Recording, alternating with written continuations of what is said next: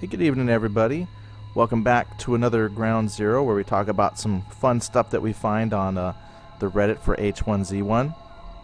So, every day, pretty much, I go in and I read the Reddit just to see what the community thinks about the game or ideas they come up with. And they come up with some pretty amazing stuff. So, I looked at it here just a little bit ago to see what was going on. It's amazing what comes up every few minutes. So, I was in there, and this guy put up this thing here called Maslow's Hierarchy of Needs. So, off to the side, put a little note here. It says, Maslow stated that people are motivated to achieve certain needs. When one need is fulfilled, a person seeks to fulfill the next one, and so on. Well, I had to look it up on Wikipedia to get a full understanding of this, which is kind of cool. I didn't read it. I'm not a big wall of text reader, but it just made me think, because even at work, when we go into ideas and theories of curriculum design and things like that, we look at stuff like Bloom's taxonomy, Gagne's 9 events of learning. So there's all these different things we look at, and then we try to apply it. So when I see something like this, I'm thinking, must be a college student, learned, and said, how can I apply this to the game?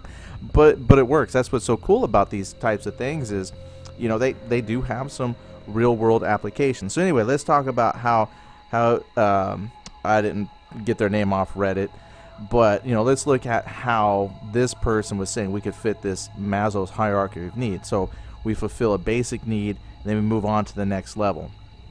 So over here on the left, this is the actual Maslow chart, and over here on the right, this pyramid is split in two categories. So he's got the where H1Z1 is at, so this is what we currently see, if you will, from the game, and then over here is suggestions or things that he was thinking would make that particular need better. So we can see a progression of where you go from the start of the game to possibly how the game could end up, like for the end game content. It's really neat. So first, the one thing that they don't have in the real world is the virtual layer. So he includes the server, client, the graphics, sound card, the things that bring us to the world. So then once we're in the world, first step is physiological needs. So he says breathing, food, water, sleep, physical, homeostasis, excretion, things like that. So, our basic life type of functions to keep us going. Those have to be met in the real world. So what we have in H1Z1 is there's going to be eating, drinking, healing of your wounds. Now there has been some talk, maybe not initially, but there has been talk about weather actually playing an effect on your character. So are you cold? You have to put on sweaters. A good example of this I've seen is in Project Zomboid, where you actually have to worry about if you're out in the rain too much, you get cold, you can get sick. Are you overheating because you're wearing sweaters when it's hot outside? So I don't know to what extent they're going to go with their game, but that's part of the your physiological needs that's represented so far. So that would be interesting to see. Now he says where the magic happens would be advanced injury and medical modeled treatment tie into crafting and specialization. So such as if you broke an arm, would you have to craft a splint to put on your arm? That kind of realism, which has not been fully explained. I know in the 12-hour dev stream they talked about initially they didn't like the idea of somebody breaking their leg and then being stuck for the rest of that character's life crawling on the ground trying to accomplish things. Because honestly, there is, that hardcore element, there's realism, but at the same time, it's a game, and they want people to play the game. They probably wouldn't get too many people playing all of these, broke-legged, crawling people with broken arms who can't do anything. There might not be too many people playing, unless you found, like it said here in the crafting, immediate and quick ways to fix those issues. All right, so anyway, that was the physiological needs, so I thought, well, that was a cool way to represent that. So taking that into consideration, once those basic needs are met for your character, because to be honest, it's true. Like when I pop into Breaking Point or even the Dead Linger, that's one of the first things I like to do is go find a backpack so I can get some food. In Breaking Point, that's real important because the food and things, they don't duplicate like in the Dead Linger. So it's like real important to find food, because if your character dehydrates or dies of starvation, well then, that's just as good as getting gunshot. So those are the physical needs, have to be represented. Then once those things are taken care of, then it talks about safety needs. So security of body, of employment, of resources, of morality, of the family, of health, of property. So lots of things to consider safety. Okay, so H1Z1. So it says safety needs would include scavenging, resource gathering, trapping, basic crafting, combining items, running, hiding, boarding up doors, windows, build houses, PvP, PvZ, melee, combat, shooting, stuff like that. So those are the things that you need to do to protect yourself from the world, which would be the barricading, combat, scavenging for supplies. And that's generally how I end up, because like I can see this working in Breaking Point, for example, or DayZ. Once you've found some food, some water, so you don't die of hunger or dehydration before you get going, the next thing you have to do is start, thinking about, well, I need to find a weapon. Like with DayZ, that's super important. A lot of times you start with that hatchet, so you need to find like a gun or something to either kill the zombies at a distance or protect yourself at a distance. And that's what you have with H1Z1 so far, and we've seen that in the game. You see people running around getting their beats and cloth and stuff like that to craft those simple items. Now it says where the magic will happen on that safety needs level is where we can build a house, bunkers, you hide your stashes in like little supply caches. You can set up supply little things for food and water, possibly making like wells, farming, fishing down the road. So there's a lot of things that we haven't seen yet that plays into the safety. They've seen in the crafting where you could build like your little shelter, and they've hinted at moving on to bigger structures or community-made structure type of things. So at some point that will be addressed in more detail. So the safety needs level, we're set. Once your safety is set up, then you go to belonging needs such as friendship, family, intimacy. So in H1Z1, it has gestures, chat, to include like basic trading, which right now they have it as a drop an item on the ground and somebody picks it up. Alright, again, flip back to like Breaking Point. That's true. Once I start to feel like I've got myself taken care of, and I start to accumulate some of those items for safety needs like band-aids, some medical supplies, some firearms, some ammo, I then begin to worry about how am I going to interact with others in the world. So I can see that here on that next level. Now it says here where the magic would happen is an actual trading system, basic currency, ability to specialize in crafting for trade, workshops such as garages, a carpenter shop, gunsmith, makeshift vending machines. It says here clan, friend, foe system, ham radio, like Morse code type stuff, or basic voice communication ham radios, base building.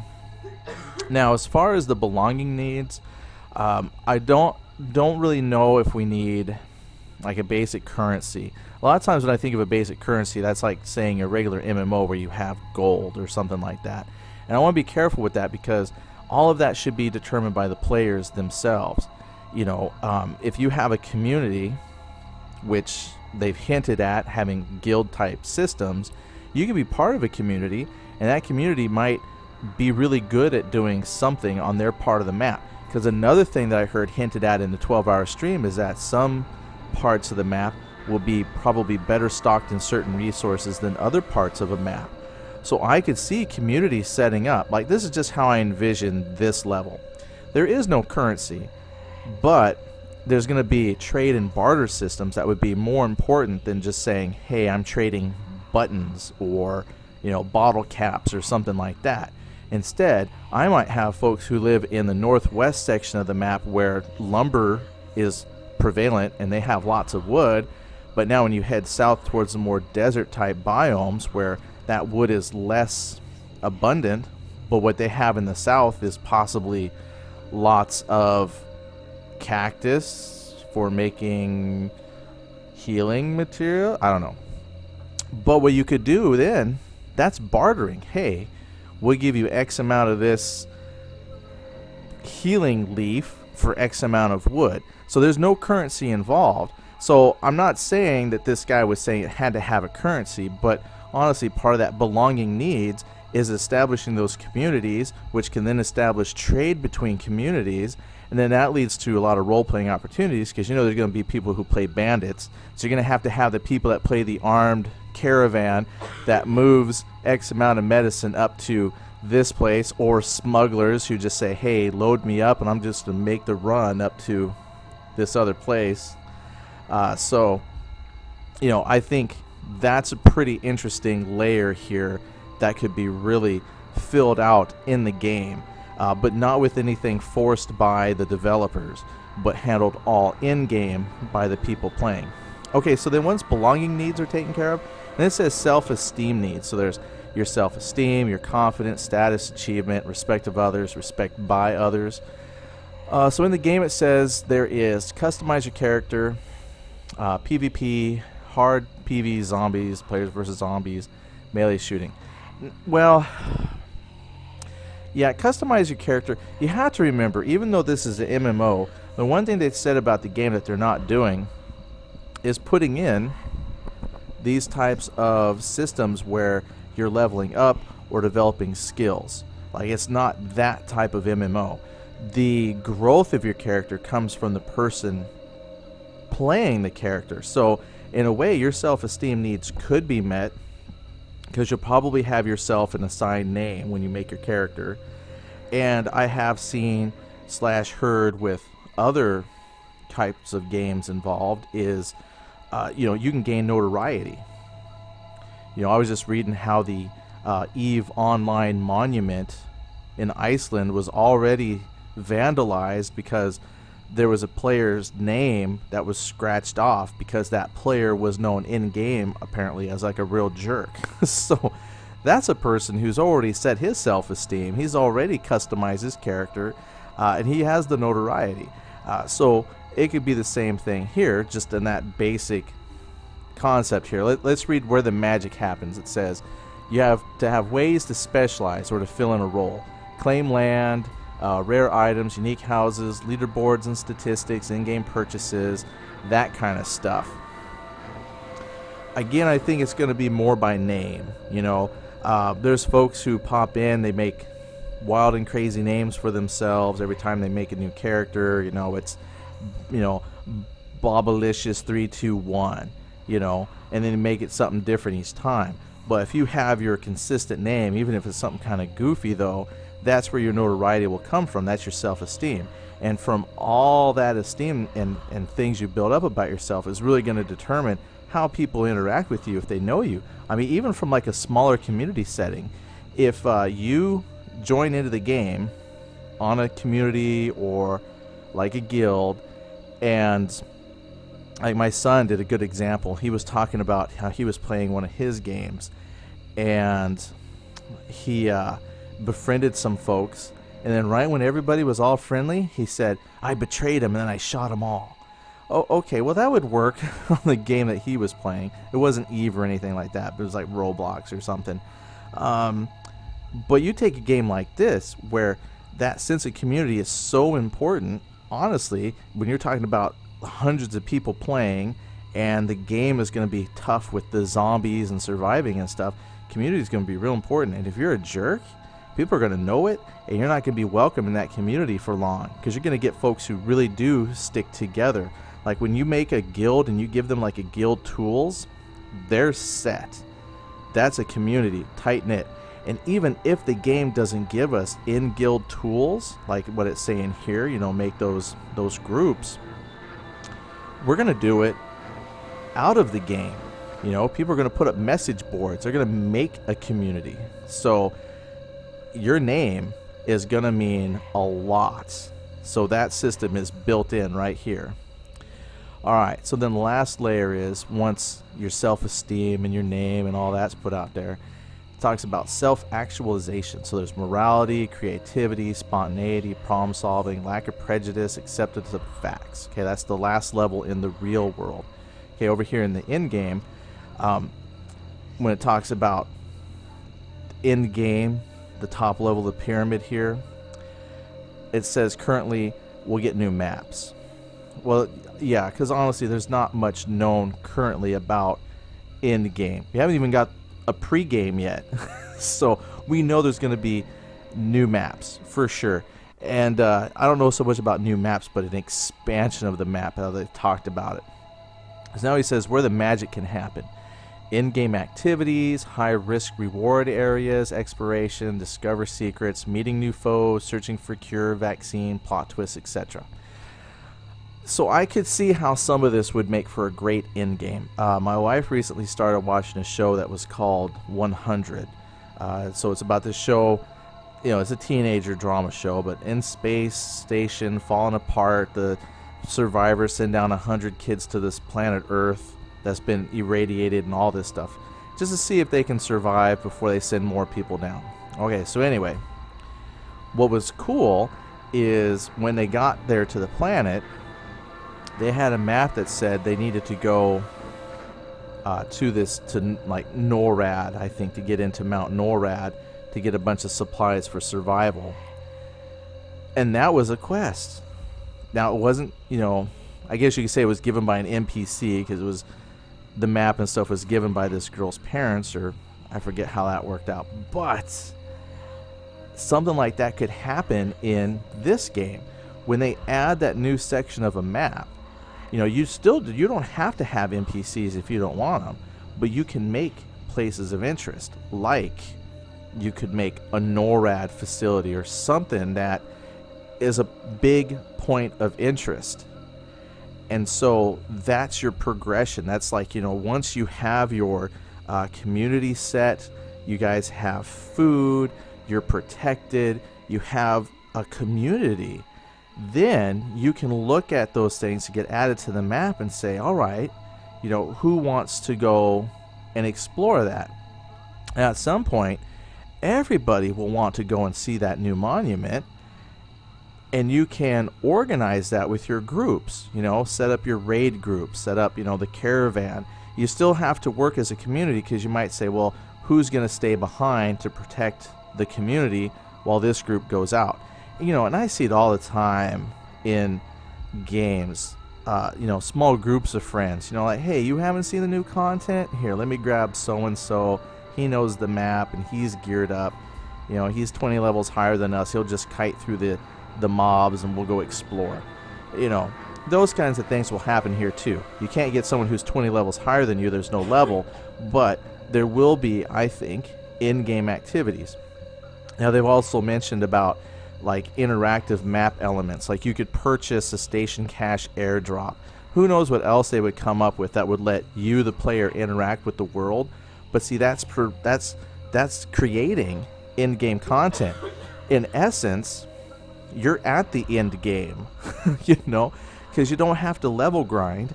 You're already there. And as soon as you find, some chocolate wrappers and some water, you've technically won the game, because you found food and water. How far do you want to take that experience is going to be up to you. Do you go through all these layers and build up to community, and then as a community adventure out into the world to explore these new areas that unlock? Now, you're not getting anything. You're not going to be leveling up, but it's just that pure sense of, wow, this is us surviving. At some point, they have to put something into the games to give you a reason to play, because it will be kind of boring if you just have a bunch of food. If you've got your food and you've got your weapons and ammo and you're behind your walls and everything that comes near your community you just kill and loot, at some point that would get kind of dull. I see this being like a really big role players type of game if you have that community. Now, the PvP will be there, but because the worlds are going to be so much bigger, you really need to latch on to a community, and the PvP might not be there as much in this game. So we definitely need to have new places to explore, or interactive things that happen in the world that causes us to venture forth from outside of our sheltered community walls. So this was very interesting, this Maslow's hierarchy of needs, and how you could apply it to this game. So it'll be interesting to see how the game unfolds to kind of meet these needs. It was just a neat chart. I like the colors that drew me to it. Let's see here. 20 minutes. So that's good. We've spent a lot of time talking about this. So this is just some thoughts. Hopefully tomorrow we'll pop in and take a look at some other things, because there's a lot of great player contributions here on the H1Z1 Reddit forum. So don't take my word for it. Go check it out yourself. There's also a new website. It's like H1Z1 News, which is pretty good too. I really like that. Looks like they'll be doing a lot of... It's just a website kind of gathering up all the information they can about H1Z1. So go check that out as well, because I think they will probably do a more thorough job researching actual game facts than I ever will. I'm the speculation person, so check them out. Anyway, thanks everybody for watching, and we'll see you another time.